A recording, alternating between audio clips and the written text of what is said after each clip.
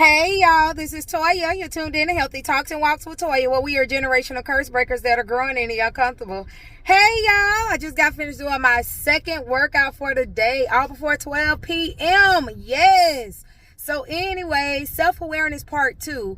The reason I wanted to do a part 2 is because I wanted to get into some more practicalities of how is self-awareness healthy and how it's good for you on your journey to healing. Someone reached out to me and was like, why is it good to be aware of who you are? I feel like, to me, in my opinion, being aware of who you are, you can't control anybody else, right? You can only control yourself. And the more you know about you, the better you can handle you, which makes you better able to handle other people and other situations in a better way, right? And so, in example, I'm a person, I've written a poem on insecurity, right? Now, God has grown me since when I wrote that poem. However, because I am aware that I was insecure, and I am aware that I have insecurities, just like anybody really, but a lot of people won't say that they do. Right? A lot of people are afraid to say that because of shame or guilt or pride. But anyways, because of that, right, they'll walk around in the insecurity. They'll talk themselves out of promotions. They'll talk themselves out of things because they don't feel like they are enough to handle things. Why is it important to know that? So you don't feed that insecurity.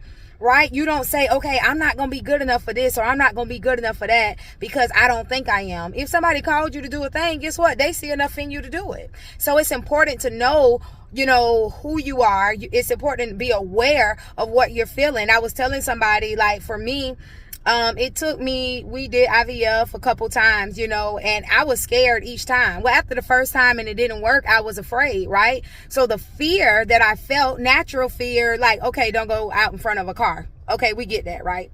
However, I'm talking about fear like that tells you that makes you get stagnant, don't want to try things again. People are afraid to fail. If you change your mind about failing, if you say, you know what, this fear that I'm feeling is about me messing up, right? But if you say, what did I learn from that? You take the sting of fear away and you give yourself an opportunity to learn from that experience. For me, each time I did it after the first time, I had to do it scared. I didn't let fear stop me. I was very aware that I was afraid, but I didn't let the fear stop me. And so it's very important to properly identify what you are feeling. I remember a young lady I was coaching.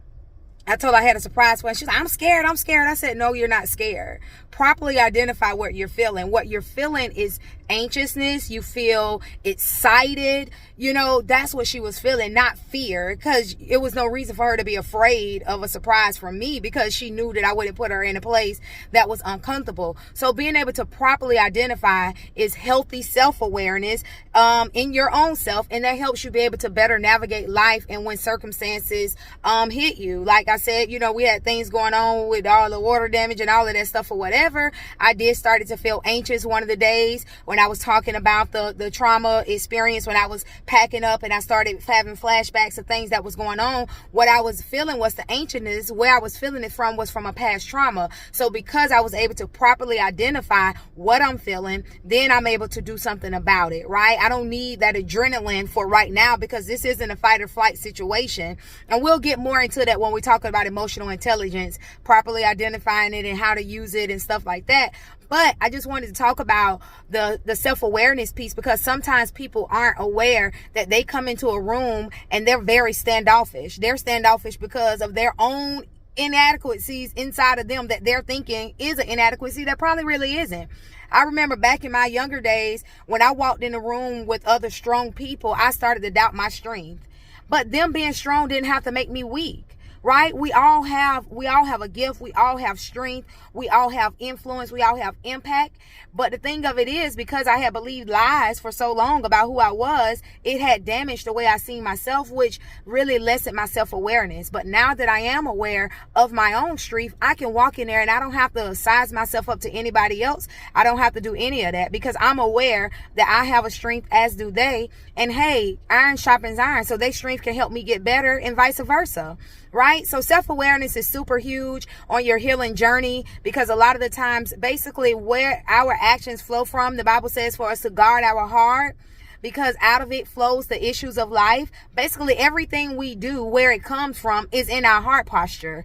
And being aware of what we're doing. I mean, why we're doing what we're doing is going to be so important. And a part of that is being having a healthy sense of self-awareness. Why am I doing what I'm doing? Where is that stem from? Is this a healthy place or is it not a healthy place, right?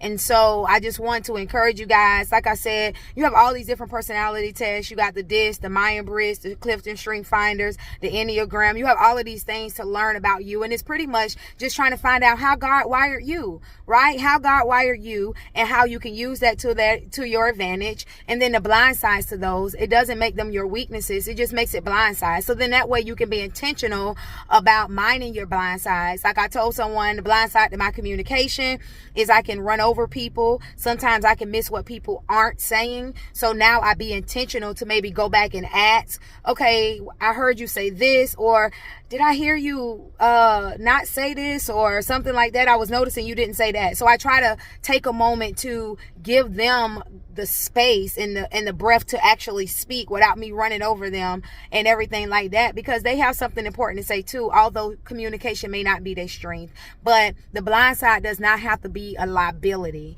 And I think a lot of the times when we go out into the world, most of the times people capitalize on people's friendship because it's their strengths, right? But then if we never address our blind sides, it becomes a liability. We become so weak in it that it can damage other relationships as well. All right, this is Toya. Don't forget to comment, like, subscribe, and share because it may bless somebody else. Peace.